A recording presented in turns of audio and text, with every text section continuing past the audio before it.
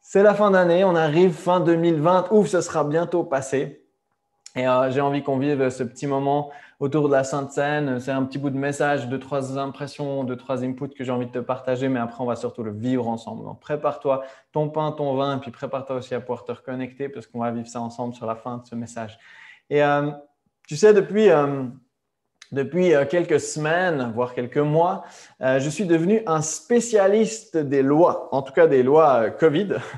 J'aurais presque envie de dire, je me sens presque un peu juriste du COVID, en tout cas pour la partie des célébrations religieuses et des services religieux, parce que toutes les 3 semaines, ça change, on a des nouveaux arrêtés, on a des nouveaux ordres, on a des nouveaux conseils, on a des nouveaux plans de protection, que ce soit dans notre branche, que ce soit au niveau national, cantonal, local, Lausanne, ce que tu veux, et du coup, c'est un peu la folie. Après, j'ai envie de te dire un truc, avec toutes ces lois, avec toutes ces semaines où on est plongé dedans et on se demande mais qu'est-ce qu'on va faire, quand est-ce qu'on peut reprendre, quand est-ce qu'on doit arrêter, quand est-ce que, etc., etc. Ça fout le tournis. Je te promets qu'il y a de quoi devenir religieux avec ça. Pourquoi? Parce que quand il y a tellement de lois, il y a de quoi devenir religieux. Et en réalité, on pourrait devenir religieux avec beaucoup de choses. Beaucoup de choses. Avec des choses religieuses ou de l'ordre du spirituel, mais on peut aussi devenir religieux avec des choses qui ne sont pas du tout religieuses ou spirituelles. Et la religiosité, c'est quoi? En fait, la religiosité, c'est quand on prend quelque chose et on en fait quelque chose de tellement fort auquel on est loyal qu'on se bat pour ça et que tous ceux qui n'ont pas raison comme nous, on va l'imposer. Et ça, c'est vraiment un esprit de religiosité que Jésus a démonté avec les pharisiens. J'ai envie de dire, la religiosité, c'est une fausse loyauté. Ça veut dire quoi? Parce que c'est quelque chose auquel on est loyal, mais ce n'est pas cette loyauté selon Dieu. Ce n'est pas cette loyauté qui vient du cœur.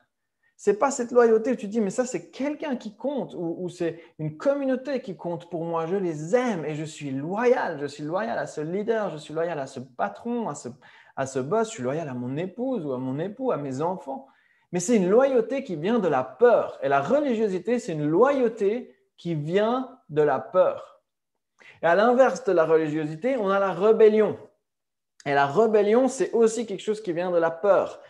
Tu le fais par peur d'être bloqué dans quelque chose, alors que la religiosité, tu te bloques dans quelque chose pour te rassurer. Autant l'un que l'autre ne sont pas divins. Autant l'un que l'autre ne viennent pas de Dieu. Alors, quand tu as toutes ces lois, et je pense à ces lois COVID, est-ce que ça réagit en mode, moi, je ne vais pas faire comme ça, parce que j'ai peur d'être bloqué par quelque chose, ou est-ce que ça vient genre, oh non, il faut que je respecte, mais tu sens que tu pars en vrille et que c'est plus toi-même. Et pourquoi je te parle de ça? Parce que je trouve intéressant, on va vivre quelque chose ce soir qui est tout sauf religieux. Et même si je te l'accorde, pas beaucoup de gens le voient comme quelque chose de pas religieux ou pas beaucoup de gens le voient comme ça. Mais ce qu'on va faire ce soir, de prendre la Sainte Seine ensemble, c'est quelque chose qui est absolument pas religieux. Bam! Ouh! Qu'est-ce que tu en penses de ça? Qu'est-ce que tu penses de cette approche ce soir? Parce que moi, j'ai envie qu'on soit dans cette ambiance-là.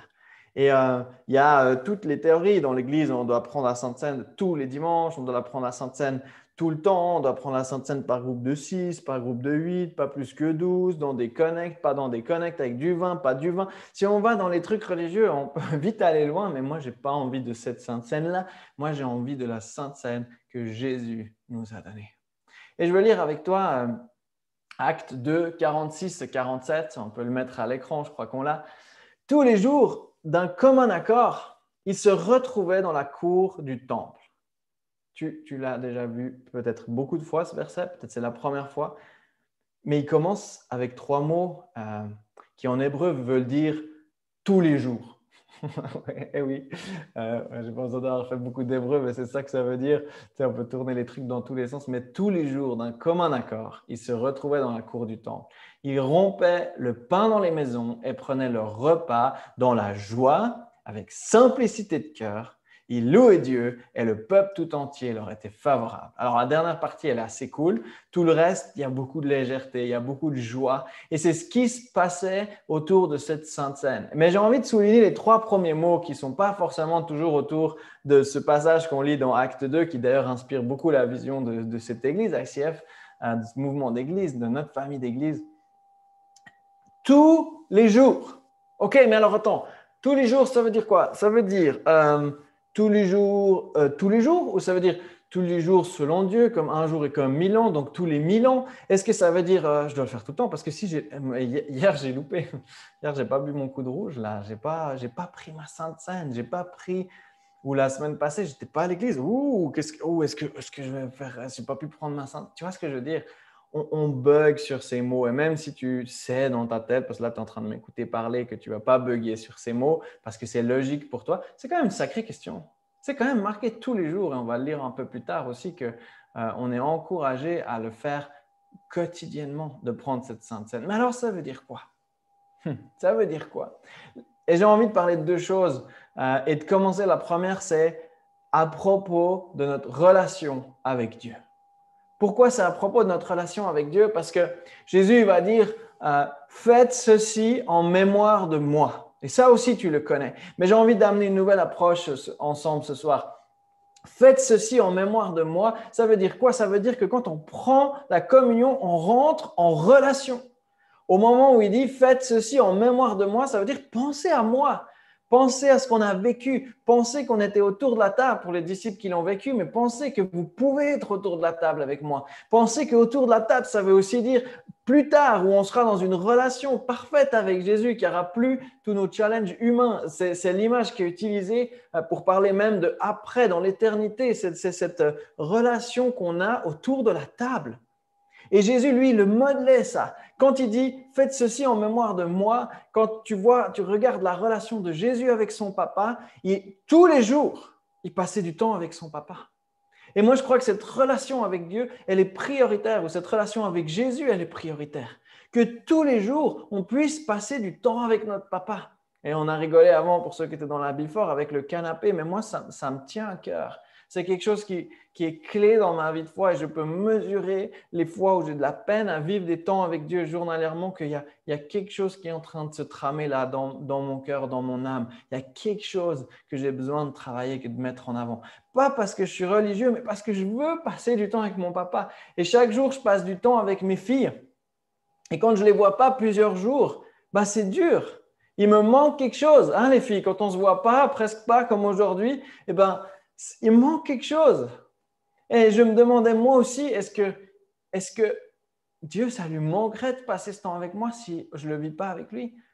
Et des fois, on est loin, on est à distance, puis on peut quand même être connecté, on peut quand même faire un petit appel, on peut quand même se faire une petite vidéo. Comme là, aujourd'hui, on se fait une vidéo parce qu'on a besoin d'être connecté. Ce n'est pas la même chose. Ce n'est pas la même chose que si tous les jours, on se voyait le matin à 7 heures pour prier ensemble. Hey les amis, comment on réveillerait cette ville de Lausanne si on se mettait ensemble tous les matins à prier à 6 heures, 6h30, 7 heures avant le boulot, que ce soit par Zoom ou en physique quand on a le droit.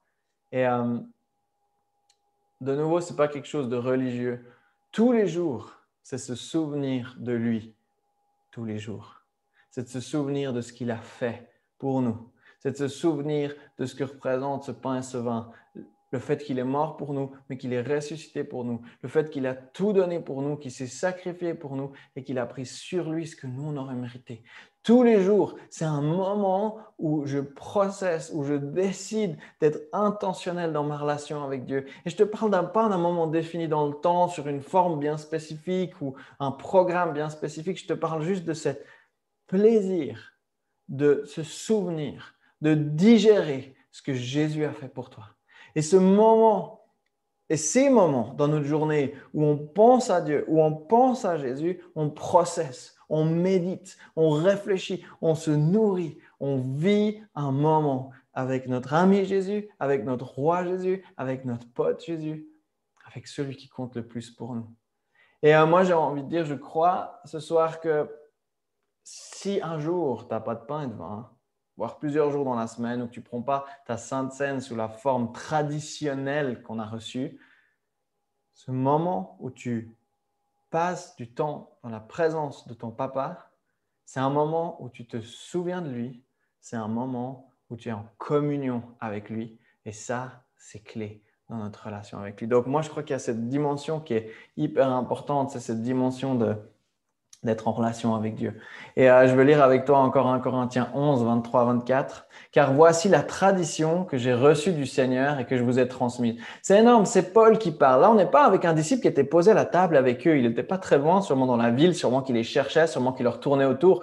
Mais il dit, voilà la tradition que j'ai reçue de Jésus. Donc, on peut recevoir de Jésus, comme Paul l'a reçu, des traditions, des manières de vivre les choses, même si on n'a pas été posé à la table avec lui. Je trouve ça fort que c'est Paul qui en parle. Et il va dire, le Seigneur Jésus, dans la nuit où il fut livré pour être mis à mort, prit du pain et après avoir prononcé la prière de reconnaissance, il le rompit en disant, ceci est mon corps.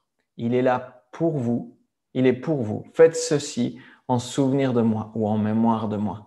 De même, après le repas, il prit la coupe et dit, cette coupe est la nouvelle alliance scellée de mon sang. Faites ceci toutes les fois que vous en boirez en souvenir de moi. Regarde, ça revient. Toutes les fois où vous en boirez en souvenir de moi. Donc, chaque fois que vous mangez de ce pain, que vous buvez de cette coupe, vous annoncez la mort du Seigneur et ceci jusqu'à son retour.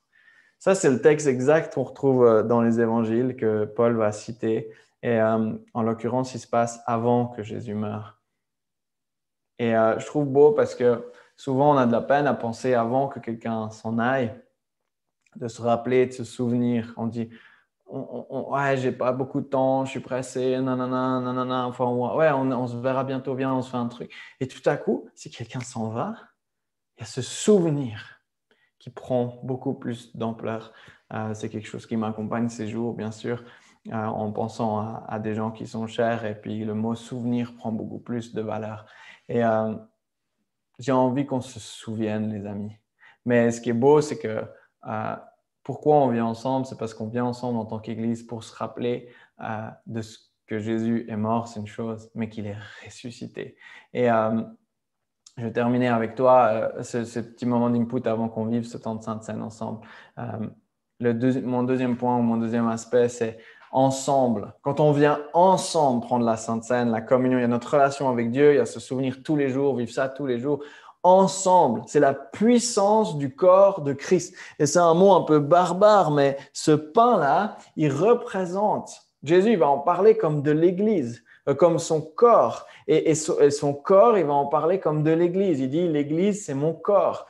L'Église, c'est le corps du Christ. Et mon corps, c'est ce pain que je vous donne. Tu vois les liens? Donc, quand on vient ensemble, qu'on rompt le pain, on se rappelle que Jésus nous a donné son corps, mais on se rappelle aussi qu'on est son corps. Et qu'on est appelé à se sacrifier, on est appelé à se donner pour les autres. On n'est pas appelé à vivre pour nous-mêmes. Et on n'est pas appelé à vivre juste notre petit délire perso. On est fait pour appartenir à quelque chose. Et Dave en a parlé la semaine passée dans notre input, mais on est fait pour appartenir et qu'ensemble, on est plus fort. Ensemble avec Dieu et ensemble avec Dieu. Et c'est ça qui fait que c'est pas à propos de nous, on fait partie d'un tout et on n'est pas tout seul. Et j'ai envie ce soir qu'on le vive selon la tradition, mais pas religieusement, ok? Qu'on le vive selon la tradition, mais pas religieusement. Alors, je vais maintenant relire le verset 1 Corinthiens 11, 23, 24. Et puis ensuite, l'équipe de louange va nous emmener dans un chant qui dit qu'il y en a un autre qui est avec nous. Il y en a un autre qui est dans le feu avec nous, qui vit toutes ces choses avec nous, c'est Jésus. Et moi, j'ai envie de dire aussi, on a envie de se rappeler qu'on était avec lui et qu'il l'a fait pour nous dans ce moment-là. Même si nous, on ne savait pas, lui, il le faisait pour nous. Et il pensait à toi, il pensait à moi, au moment où il a rompu ce pain, mais au moment où il a souffert pour nous, au moment où il est mort pour nous, mais aussi au moment où il est ressuscité pour nous.